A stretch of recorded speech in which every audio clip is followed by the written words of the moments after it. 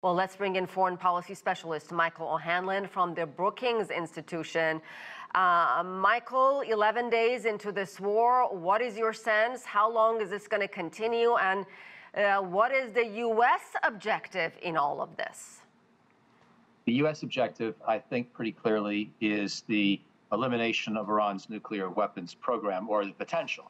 If we want to, acknowledge that Iran hadn't quite admitted it was after the bomb, but there's no other reason to have 60% U-235 than if you want a nuclear weapon.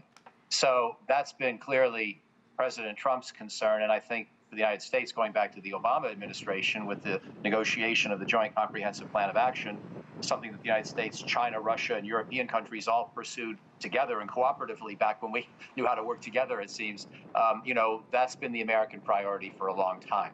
So obviously, Iranian support for regional terrorism has been our other big priority, but that has weakened in the last couple of years, largely as a result of Israel's attacks, especially against Hezbollah in Lebanon. And so if somehow the Iranian nuclear weapons program or potential could be permanently eliminated, the United States would be very content. The problem, of course, as I think you know, we all know, we know what we don't know, and that is the destruction in Fordo.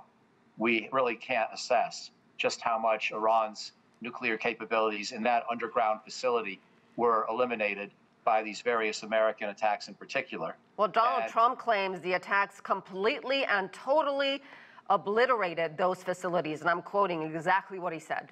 You are quoting what he said, and he speaks colorfully.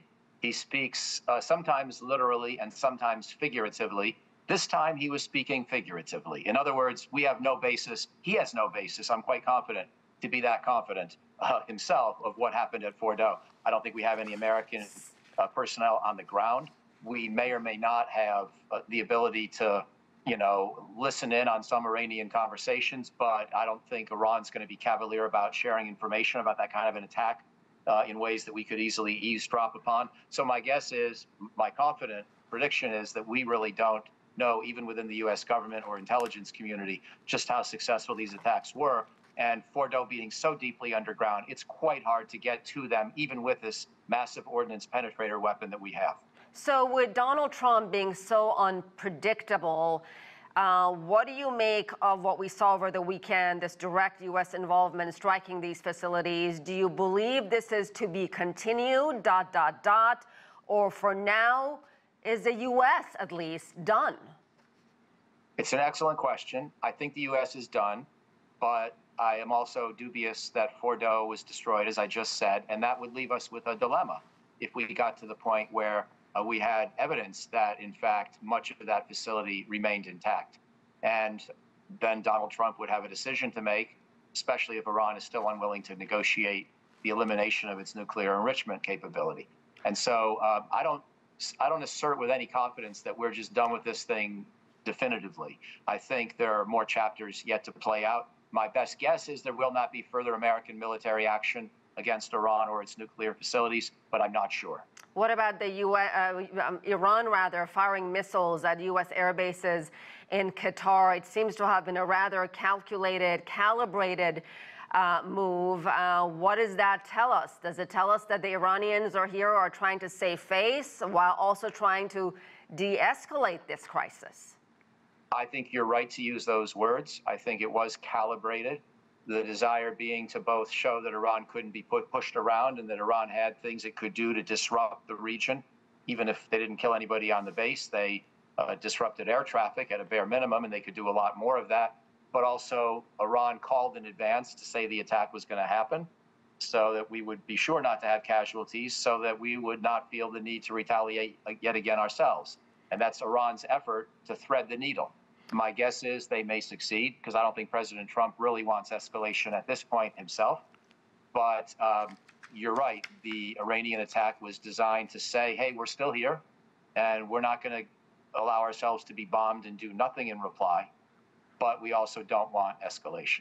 So Iran has also said it has a number of other options. It can close the Strait of Hormuz. It may withdraw from the Nuclear Non-Proliferation Treaty known as NPT. We should add Israel, not a signatory to NPT, and is widely believed to have nuclear weapons. I think that's a point that it's important to make here. So what would be the significance of Iran shutting down one of the busiest pathways for oil in the region, and also if it withdrew from NPT?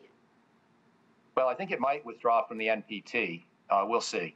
But in terms of trying to shut down the Strait of Hormuz, first of all, I don't think it literally could do that. I think it could, however, harass a lot of shipping, drive up rates, discourage people from using the region, certainly push up global oil prices.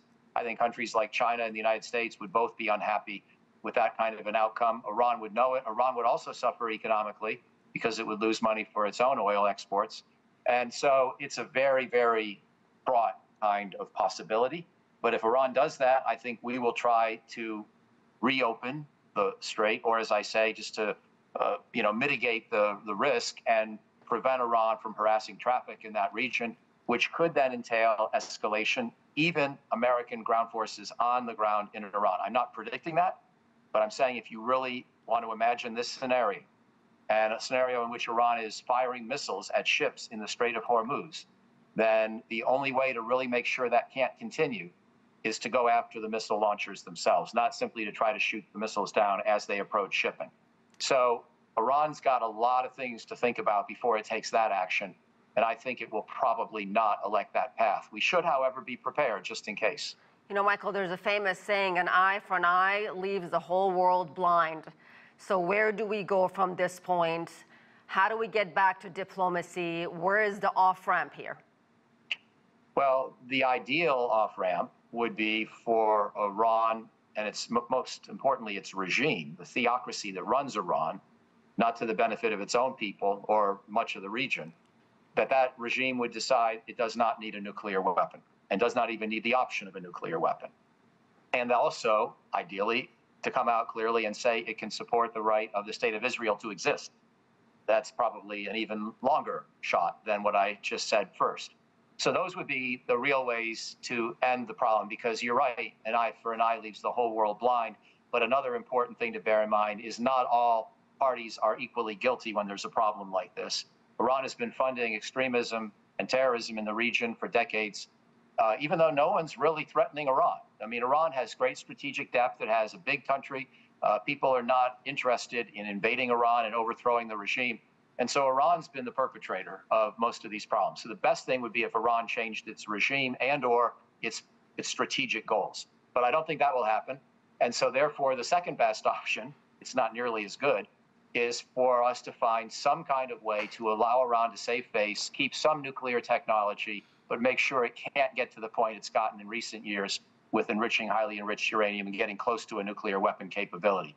That could involve some kind of regional enrichment consortium under very careful monitoring, and then also in a location that Iran cannot easily protect, so that if Iran were to try to kick other countries out and start enriching uranium for a bomb, that we would know about it, or at least keep the enrichment above ground. So in theory, it's still vulnerable to an attack. That might be a way out, especially if the United States also offers to lift more sanctions on Iran as part of that deal. All right, Michael O'Hanlon, thank you, sir.